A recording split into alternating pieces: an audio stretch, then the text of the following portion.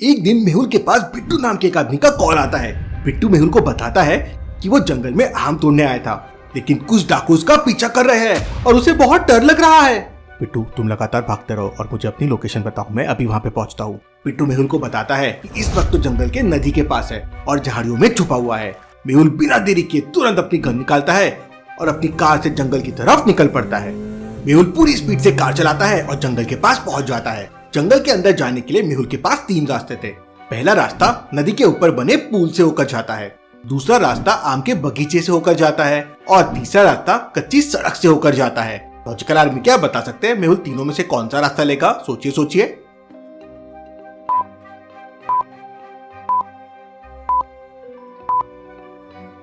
मेहुल नदी वाले पुल से होकर ही जाएगा, क्योंकि बिट्टू ने बताया था कि वो नदी के आसपास है। इसलिए मेहुल पुल से होकर जंगल में एंट्री करता है और नदी के किनारे अपनी गाड़ी चलाने लगता है। काफी दूर तक बिट्टू को ढूंढता है, लेकिन बिट्टू उसे नहीं मिलता। Interesting, very very interesting. यहाँ पे तो कोई भी नहीं दिखाई दे रहा है। इसके बाद मेहुल पेड़ के नीचे अपनी कार खड़ी करता है और रिवॉल्वर लेकर पैदल जंगल की तरफ निकल पड़ता है। मेहुल घने जंगल में पहुंच जाता है। यहाँ पर तो बहुत सारी घनी झाड़ियां हैं। लगता है बिट्टू ने इसी जगह के बारे में बताया होगा, क्योंकि बगल में नदी भी है। मेहुल थोड़ा और आगे जाता है तो उसे 3 पतले पतले रास्ते दिखाई देते हैं। यहाँ तो पैरों के निशान एकदम फ्रेश बने हुए हैं। लॉजिकल आर्मी क्या बता सकते हैं मेहुल तीनों में से कौन सा रास्ता लेगा? सोचिए सोचिए।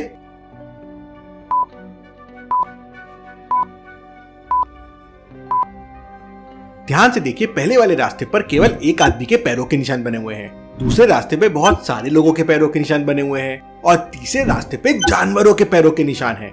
मतलब हो सकता है बिट्टू ने पहला वाला रास्ता लिया होगा और सारे डाकुओं ने दूसरा रास्ता लिया होगा, क्योंकि निशान अभी एकदम फ्रेश है। मेहुल पहला रास्ता लेता है और जंगल में और अंदर चला जाता है। थोड़ी दूर जाने के बाद मेहुल को एक पेड़ के नीचे एक आदमी की बॉडी दिखाई देती है। लगता है ये बिट्टू होगा, इसकी बॉडी से तो खून निकल रहा है। लेकिन मेहुल बिट्टू के पास नहीं जाता और तुरंत एक पेड़ के ऊपर चढ़ जाता है। क्यों लॉजिकल आर्मी, मेहुल पेड़ के ऊपर क्यों चढ़ गया? सोचिए सोचिए।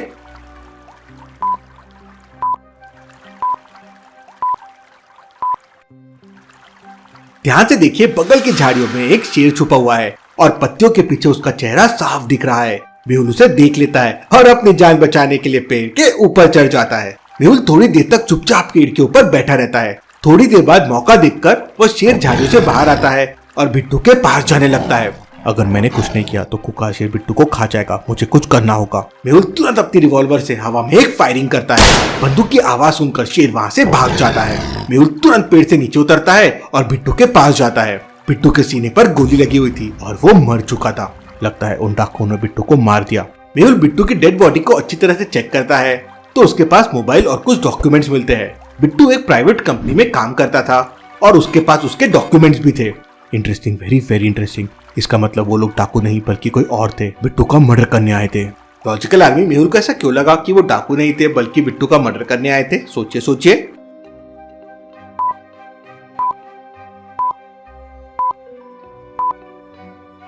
अगर वो लोग डाकू होते तो वो उसका घड़ी और मोबाइल छोड़ के नहीं जाते, वो चोरी करके ले जाते। मतलब वो बिट्टू का मर्डर करने ही आए थे।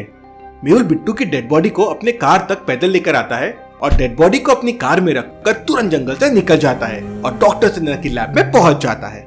हमेशा की तरह लैब का दरवाजा एक लॉजिकल पासवर्ड से लॉक है। इन चारों में से एक बटन ऑड वन आउट है। लॉजिकल आर्मी क्या बता सकते हैं वो कौन सी बटन है? सोचिए सोचिए।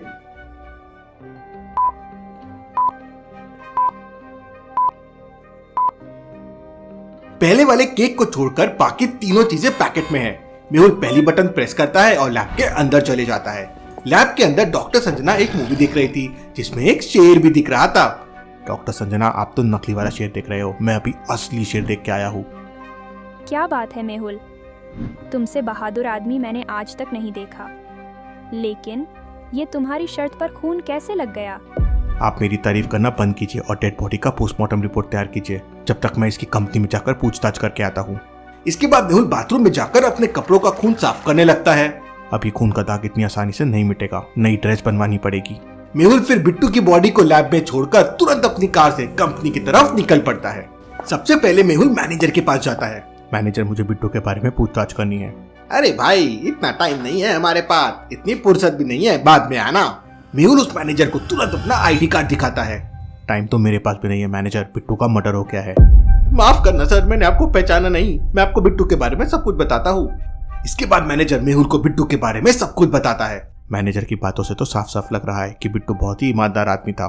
मेहुल को बिट्टू की कंपनी में कोई खास सबूत नहीं मिलते, लेकिन मेहुल को पता चलता है कि बिट्टू के 3 दोस्त भी है। मेहुल बिट्टू के तीनों दोस्तों को पूछताछ करने के लिए बुलाता है। पूछताछ करने पे पहला दोस्त कहता है, सर मेरी तो पिछले 1 हफ्ते से बिट्टू से बात तक नहीं हुई है, मुझे कुछ नहीं पता है। दूसरा दोस्त कहता है, सर मैं तो 1 घंटे पहले ही नेपाल से आया हूँ, ये देखिए मेरे ट्रेन के टिकट। तीसरा दोस्त कहता है, सर बिट्टू को तो मैंगो जूस बहुत पसंद था, हम लोगों ने 3 दिन पहले ही मार्केट में एक साथ मिलकर मैंगो जूस पिया था, उसके बाद मैं बिट्टू से नहीं मिला, ये देखिए उस दिन की फोटो। तीनों लोगों की बात सुनकर मेहुल समझ जाता है कि कौन झूठ बोल रहा है, लेकिन क्या आप समझ पाए logical army?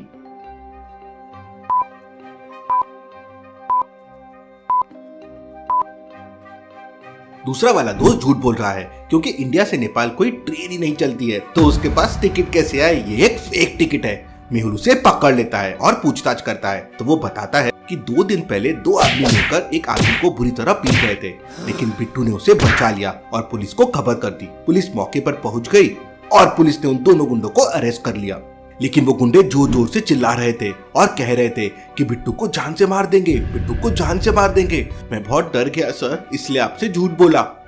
Interesting, very very interesting. इसका मतलब बिट्टू के मर्डर में जरूर उन दोनों गुंडों का हाथ होगा। मुझे जेल जाकर उन दोनों गुंडों से पूछताछ करनी होगी। मेहुल तुरंत अपनी कार से जेल पहुंच जाता है। जेल के अंदर मेहुल को 3 पुलिस वाले दिखाई देते हैं। लॉजिकल आर्मी क्या बता सकते हैं मेहुल तीनों में से कौन से पुलिस वाले के पास जाएगा? सोचिए सोचिए।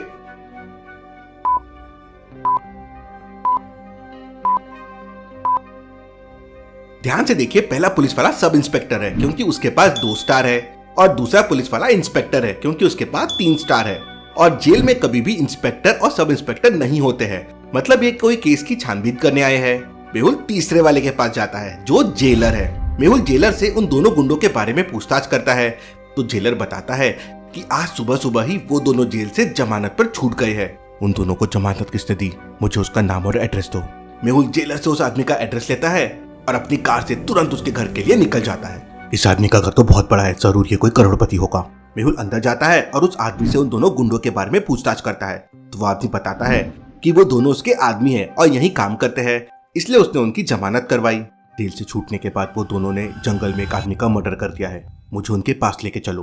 वो आदमी उन दोनों लोगों को कॉल करके बुला लेता है। वो दोनों गुंडे घर के बाहर आ जाते हैं, लेकिन घर के बाहर मेहुल की कार खड़ी हुई थी। दोनों को कुछ डाउट होता है और वो तुरंत अपनी बाइक लेके वहां से भागने लगते हैं। मेहुल भी अपनी कार से उनका पीछा करता है। वो दोनों फुल स्पीड में बाइक चला रहे थे। लॉजिकल आर्मी, आपके पास कोई आइडिया है जिससे जल्दी से जल्दी मेहुल उन्हें पकड़ सके? सोचिए सोचिए।